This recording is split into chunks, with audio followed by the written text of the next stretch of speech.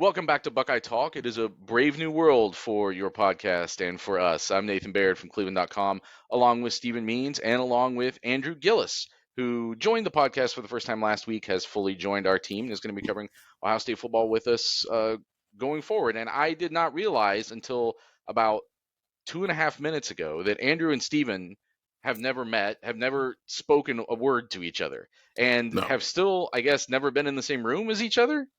Because no. Stephen was not at the NFL draft where we got to hang out with you a little bit, Andrew. Andrew, you were not up at the meeting that we just had, the big staff meeting that we had a couple months ago, whenever that was, up in Cleveland. You guys have just been missing each other, so I feel like this is. Why don't you guys introduce yourselves to each other and tell us all a little bit about yourself? No. Yeah. We're gonna do like 2 truths and a lie, and we're gonna have a very fun Yeah. first 10 Yeah. minutes. What did you do over your summer break? Stephen, you just got back from vacation. I did. I How was left the that? country. It was awesome. I left the country. I went to St. Martin, and it's really funny. I found out Doug was leaving while I was headed to the airport. So I haven't really had a chance to really wrap my head around what was happening. I just hopped in the car, and he calls me. And so I call him back. I'm like, why is he calling me? He goes, yeah, I'm leaving. I'm like, well, okay, cool. Well then, have a nice life. But yeah, it's we went to St. Martin. I was there for about a week and a half. Highly recommend it. Anywhere near the equator, I'm always good for it. And then we came back. I was in Columbus for all of maybe 12 hours. Enough to get some phone stuff situated because both of our phones fell in the ocean at one point. But that's a story for another day. And then we came back, and then we flew to Chicago to go to the Beyonce concert, and I've been back in my home for about 6 hours. Oh, wow. Well, Yeah. you got home just in time to do some recruiting reporting for us. Yeah. We're going to get to that. We're going to start the podcast with that. We are going to talk later about the future of Buckeye Talks. That's going to be like the second and third segments of this. You guys know how this works. It's usually a 3-segment approach. And I asked our tech subscribers for their questions about the pod and everything else. And we got some great football questions. I held those back. We read all of them. We're just not going to get to those today. We're going to save those probably for maybe later this week. Tonight today I should say, this Monday Buckeye Talk that you're listening to, we're going to get into what you guys want to know about us and what's going on with the future of the podcast. But before we get to that, Ohio State did have on Sunday night a commitment announcement that it was waiting for. Stephen, tell us a little about that guy and how that went down. Yeah, Kyngstonn Viliamu-Asa, number 102 player, the number 8 linebacker in the country. I mean, this guy was the first kid to have an offer from Ohio State in the 2024 class. I remember back in 21, that June, when he and a couple other St. John Bosco kids at high school out in California came for a day camp. Him, Mateo Uyagaleye, I think Peyton Woodyard was here, and a couple other people. And he was a fresh off his freshman year of high school, and they liked what they saw from him, and so they offered him, and they had been steadily building a relationship ever since. And fast forward 2 years later, when it's time to maybe make a decision for him, and it comes down to Notre Dame, USC, and Ohio State. So it's like, okay, is he going to jump on board with a USC team that's now relevant because Lincoln Riley's there? And so maybe you lock down some more of these in-state California kids on defense. Or does the Notre Dame thing, because like I said, St. John Bosco. So it's not all that shocking when kids who spend their lives in Catholic high schools and Catholic middle schools end up at Notre Dame. That's pretty common, especially a lot of Polynesian kids. So it's not completely shocking, but it felt like Ohio State kind of was in the lead. And I think he told 247 Sports right after his announcement that when he left his Ohio State visit that last weekend of June, that he was pretty sold that he was probably going to Ohio State. That Notre Dame wasn't even on the radar. It was probably going to be Ohio State. And this had turned into a thing where it's, regardless of whether or not Ohio State wins or not right now, can they hold on to him through signing day if some things change with USC's class with, as I mentioned, Peyton Woodyard, a 4-star safety who right now is committed to Georgia, but most expecting to flip to USC at some point. Could that maybe get Kyngstonn to change some of his thinking process later down the line? But he went on a church trip over the weekend and really got a chance to think about it and talk about it with his family. And I think a lot of his family was more sold on Notre Dame than maybe he was. And so once he got back from that trip and was ready to make a decision, Notre Dame ends up pulling out the win here. So Ohio State still wants a third linebacker in this class to add with Peyton Pierce and Garrett Stover, but it's very much back to the drawing board now because there was a lot put into Kyngstonn being that third guy, even with Edwin Stillman still being on the board up until last week when he committed to Tennessee, as most expected him to. He's got family who plays for that team as well, so that wasn't shocking. But it's very much back to the drawing board, and listen, a lot of the top linebackers in the country are already committed, and so we'll see if they end up getting that third linebacker. I personally don't think they need it with what the scholarship numbers are going to be over the next couple of years here, but they would like to have a third one if they could find one. Right. So this would have taken Ohio State to as many as 7 scholarship linebackers for 2024. They know they're going to lose Tommy Eichenberg. They know they're going to lose Steel Chambers. They might lose Cody Simon. So that would have taken them down to 4 returning guys if no one leaves. I think that's actually the critical thing here, is that if you're assuming no other attrition, I think that's why they've tried to get a third linebacker in this class, because I don't know if you can 100% assume that, because that's just the world that we live in college football, and because they do only start 2 linebackers. But you want to have 3 levels. You want to have some wiggle room so you can work those specialized packages with Sam's stuff and things like that. So this was a weird one, because I feel like I'm just going to call him KVA. And I'm bummed that we don't get to like call him KVA, because we're probably never going to talk about him again. Actually, I mean, they're not going to play Notre Dame, and he didn't go to USC, who they would play, so we may never really talk about him again. I don't know, but he wasn't like a need for the class because they already had the 2 linebacker commitments, as you say. But he was clearly someone that they had a long relationship with and had kind of prioritized a little bit. So do you think Ohio State ultimately, you had predicted him being in this class? If you were re-predicting today, do you think Ohio State gets another linebacker commit in this class?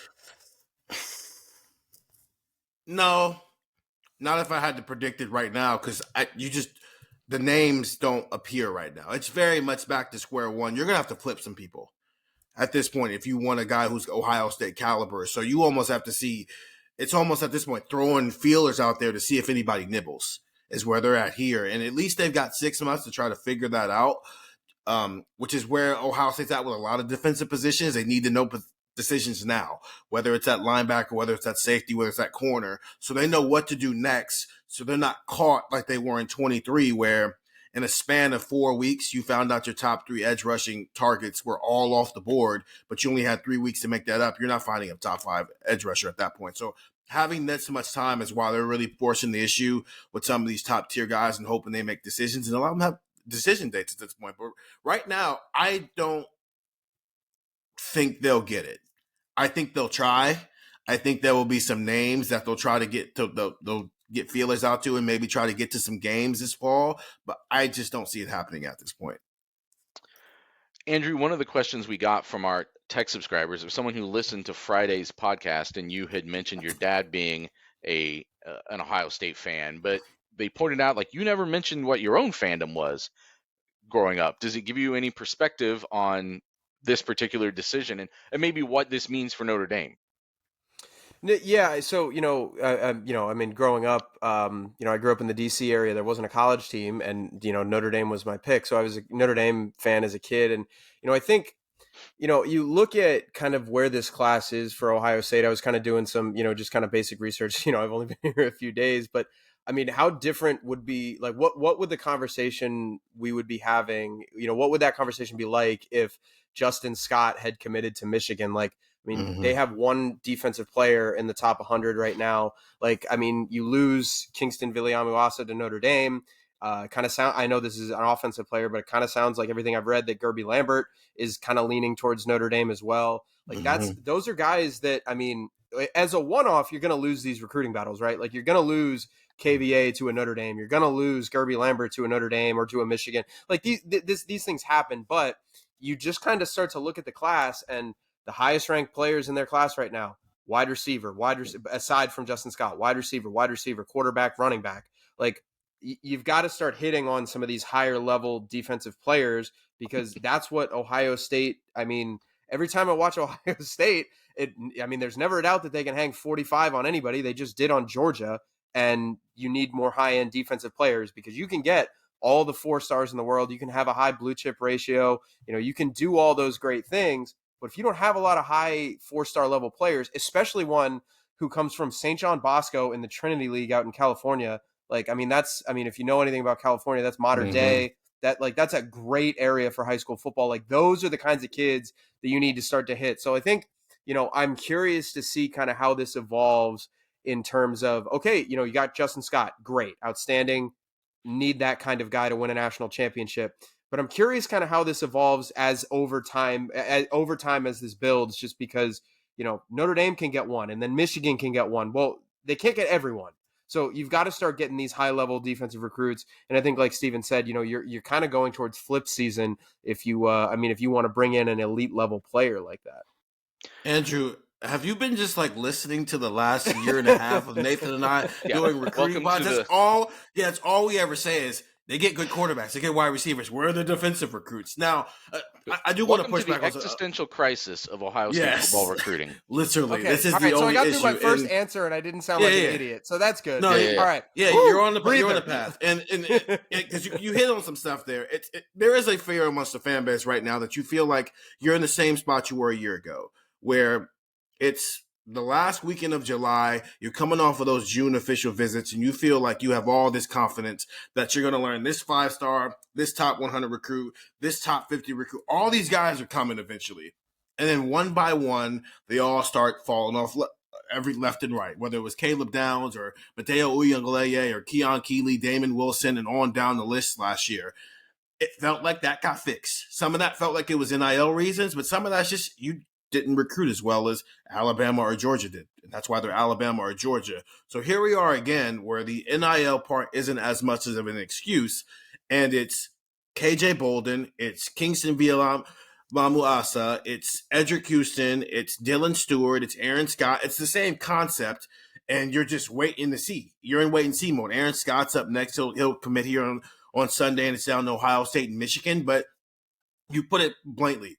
But each individual one you can explain. You can explain Kyngstonn. Okay, it makes sense how he ended up at Notre Dame. This is a Catholic guy who grew up in the Catholic school system. Kirby Lambert's a very, very low-key kid. Like, I think he's done one interview ever. He just doesn't. And so maybe he wants a smaller environment than what Ohio State provides, and Notre Dame can provide that.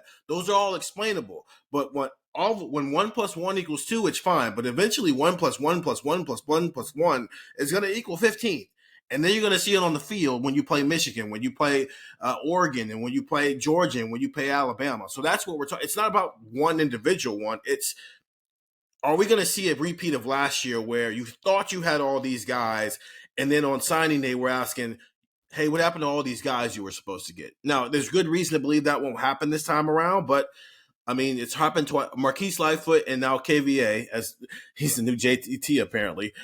That's 2 now. 2 guys where you probably came into the summer thinking those guys were an official visit away from being locks, and now Marquise Lightfoot is off to Miami, and Kyngstonn Viliamu-Asa is off to Notre Dame. Yeah, like JT Tuimoloau, I was going to call him KVA until he told me I couldn't anymore. But now, like I said, we're never going to have to deal with that. So there's a player in the 2023 class at Notre Dame from mentor, Brendan Vernon, defensive lineman, who was heavily recruited by Ohio State. But I remember going to talk to him at one of Ohio State's camps and being like, oh, you're about to get broke up with Ohio State. Like, this guy, you could tell he was already into Notre Dame at that stage. And pretty soon after that made his commitment. And now Kyngstonn Viliamu I already blew it. KVA becomes another one. And this is what he told. This is what he said after his commitment tonight. This is from the Rivals report.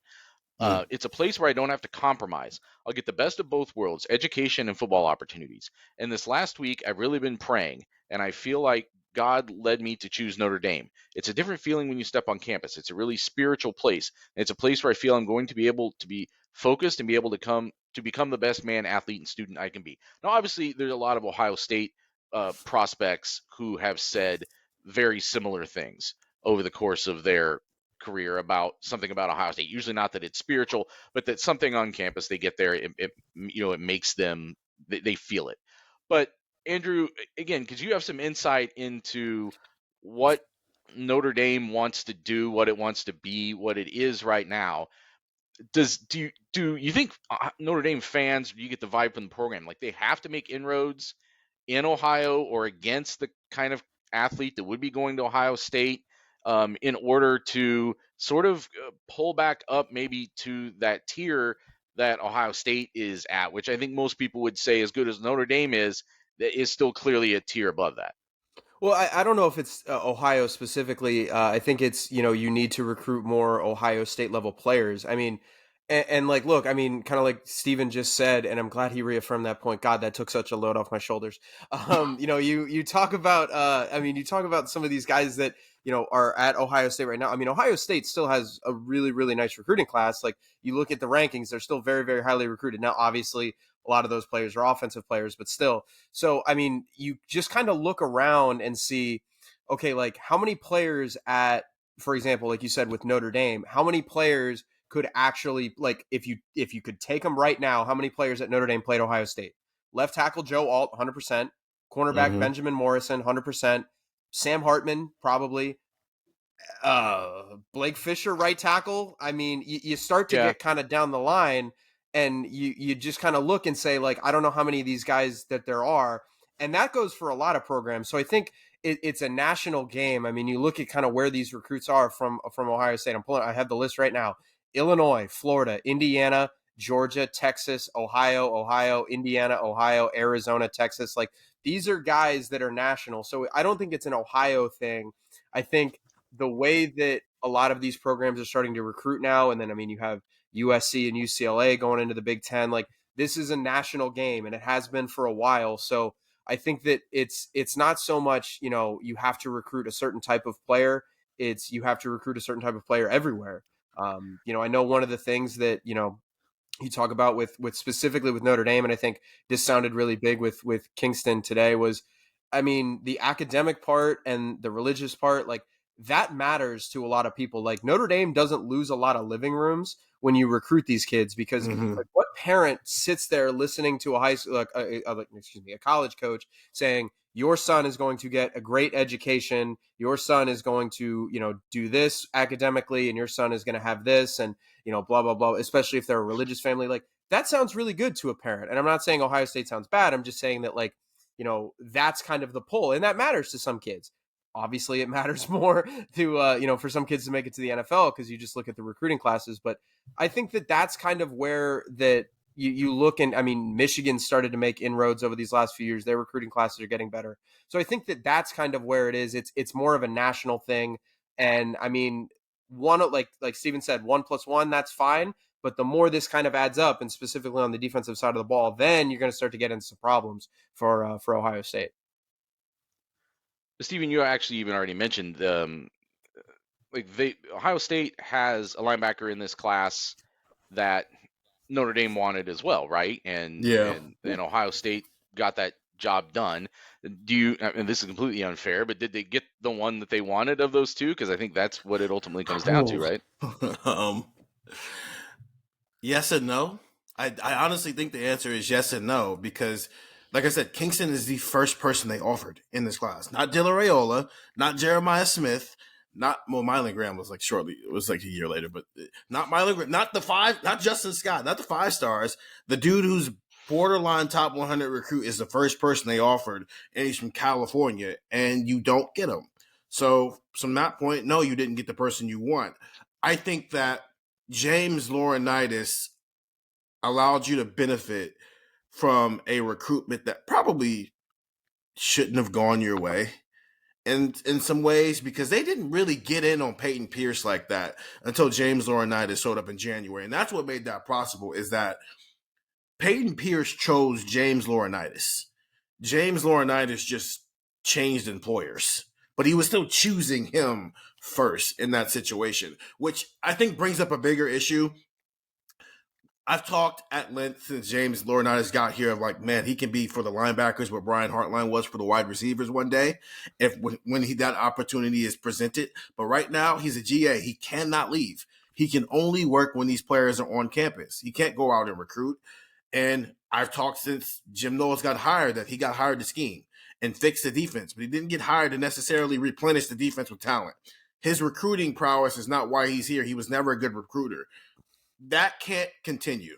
Now, if we get to a place where, as we've talked about, they eliminate the cap on how many assistant coaches you have, then fine.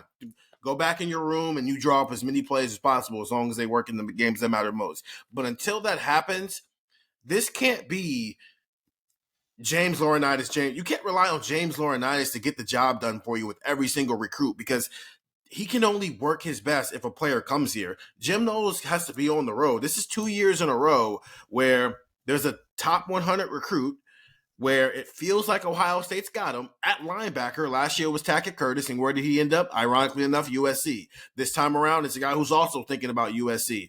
He just ends up at Notre Dame. It's 2 years in a row where a top 100 linebacker who's not in your backyard, and you don't land him when you feels like you came into the summer with all the momentum to land him. So I do I understand it's not what your strength is, but it can't be such a weakness that every year there's a new Tackett Curtis. Steven, you said when it's Sunday is the next date. Is that Yes. Aaron Scott on Sunday? Anything else that's on the horizon right now? So Dylan Stewart, the 5-star edge rusher, we're kind of in that window for him as we head into August here. KJ Bolden, I believe, is August 5th off the top of my head, and then Edric Houston is later in the month of August. So there are some, that's it. Those are probably the 4 key defensive recruits for the rest of the summer here before we get into them trying to, punctuate the class here. It would be really nice for this class if they go 4 for 4 or at least 3 for 4 in those situations, especially KJ Bolden's hard, man. You're trying to pull a kid who's from Georgia away from his home school, who was the reigning national champion, because of what they do on defense. That's hard. Edric Houston, Georgia's not really in the mix. That's more of a Bama race, but I think people are also not giving Bama enough credit for what they're doing with KJ Bolden, because Nick Saban is still Nick Saban, while South Carolina is the thing with Dylan Stewart. If you can go 3 for 4 with the 2 edge rushers, well, one's more of a defensive lineman because you might be able to move him inside. If you can get Houston, Scott, and Stewart locked in, and then somehow pull off KJ Bolden, what's happened with Marquise Lightfoot and Kyngstonn matters a little bit less than it does right now. That was Kyngstonn Viliamu-Asa, which I'm finally saying correctly, but possibly for the last time ever in my life, depending on how things go in the next couple of years. That wraps up that commitment. Stay tuned to Buckeye Talk, the texts, and everything else for more Ohio State recruiting as the rest of this summer unfolds. We're going to come back from this break, and we're going to talk about the future of Buckeye Talk and a little bit more about our newest member of the team. You're listening to Buckeye Talk.